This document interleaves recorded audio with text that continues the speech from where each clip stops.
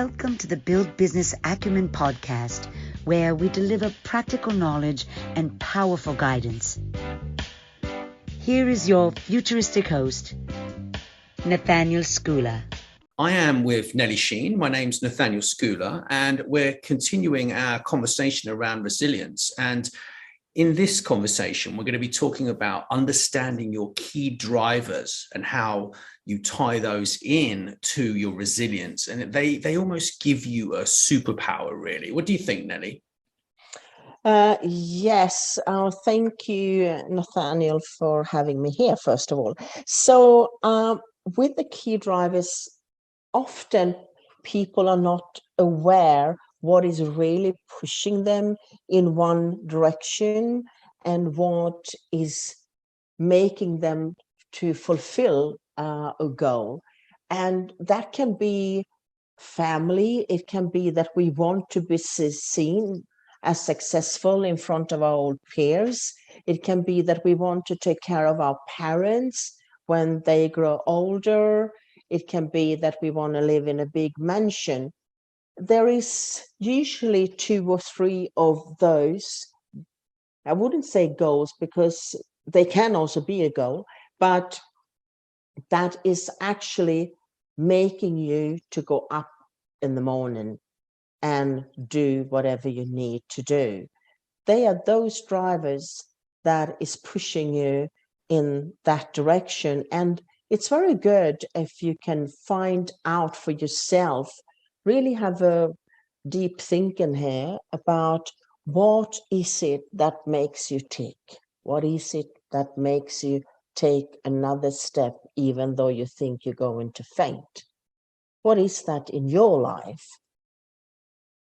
Yeah, it could be. I mean, it could be that you've decided that you want to change the world, right? I mean, that's what I wrote about in the book that we just created. So it could be that, it could be that, and it also could be something less than that. You don't have to want to change the world. Maybe you just want to get promoted, or have a family, or it doesn't matter really, as long as you can get in touch with the related emotions, and those emotions will drive you, right?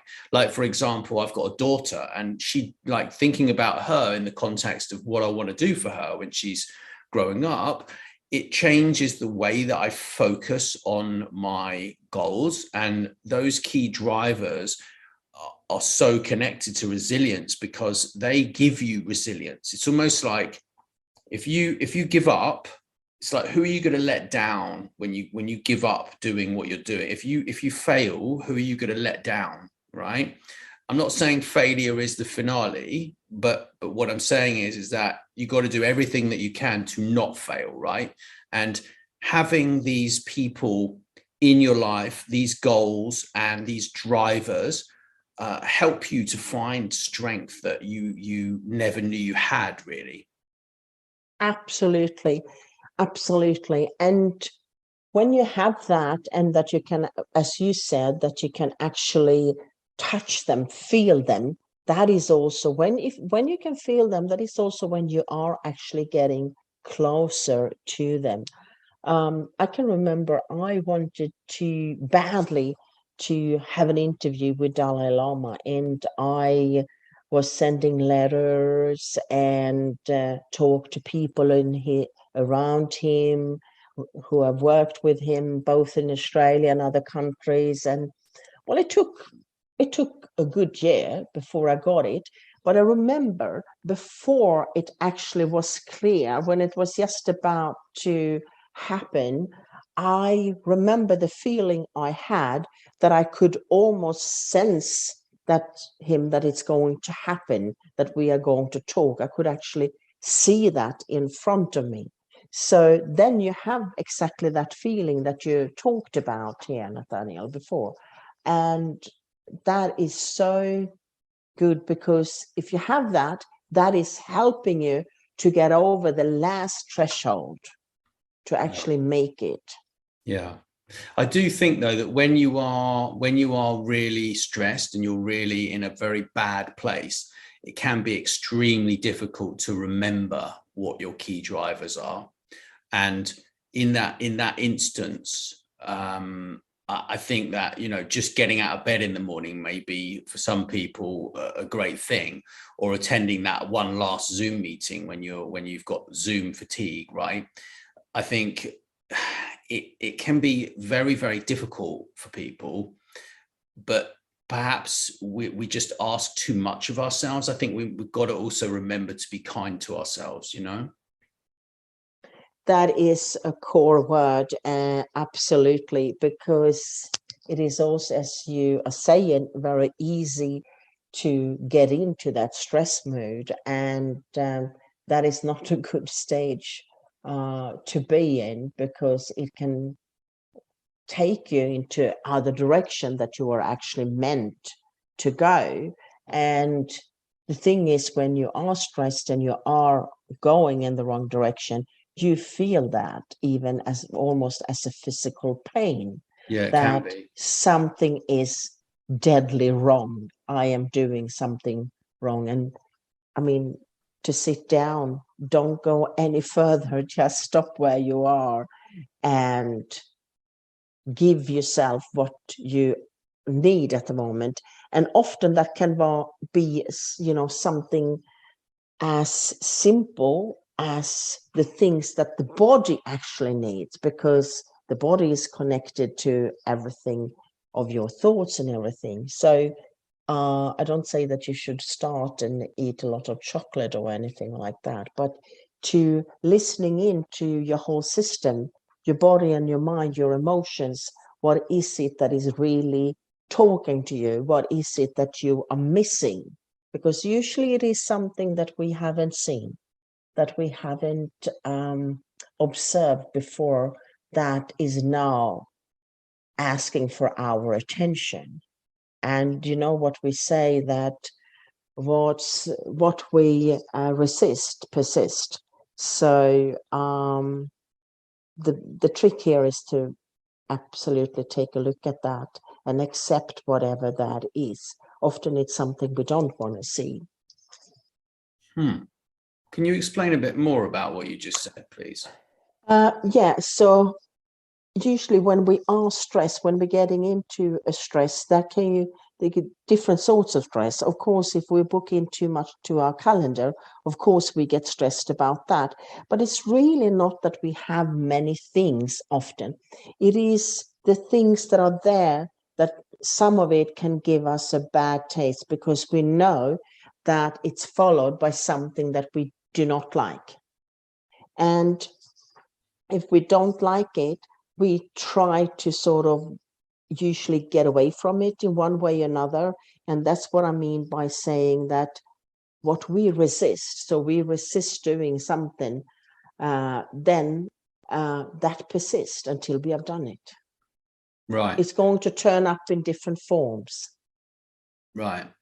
Yeah, I understand that. The lessons that we don't take on board definitely come back again. But so back to these key drivers, right?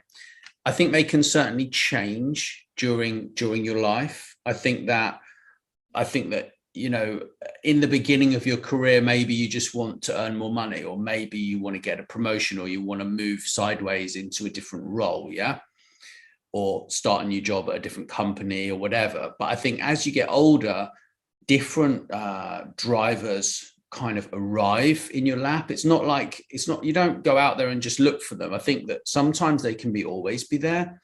Other times you do some self-study and you can find them, right? And I think for me, I've been looking into, you know, leaving a legacy, right? So it's like, how do you want to be remembered is a key one for me.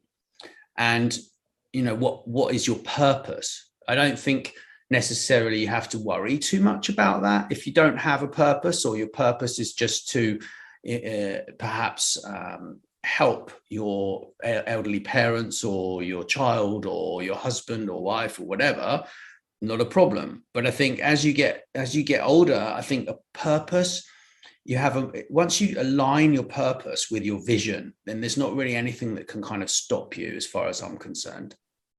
I think that you are right, but again, I think it is that we change our purpose, and if we don't have a purpose, if something turns up, we say, oh, that is probably my purpose.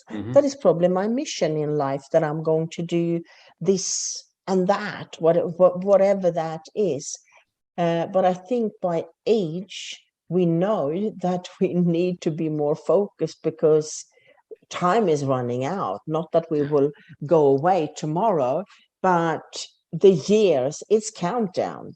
So you need to look at your time. What are you doing with your time that is giving you that fulfillment?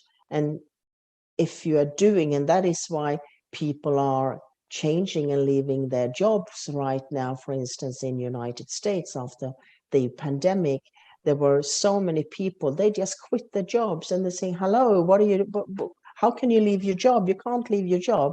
No, but I don't know if I will be alive in 3 years. Look at the pandemic, what has happened. I am going to fulfill my life. That's what I'm going to do. So that is that awakening that is almost taking place. And that is when people can actually find their purpose. And that can be often so different from what you thought it would be.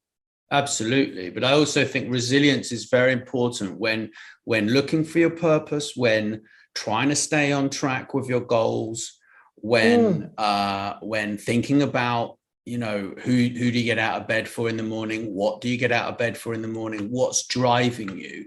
And actually, resilience is important even when deciding those things. So thank you, Nelly. This has been a really interesting conversation. And we're gonna say goodbye to everyone for now. And we're going to get into our next conversation about where to begin with understanding resilience. So thanks so much for listening. And we hope it's been of value. Thanks again, Nelly.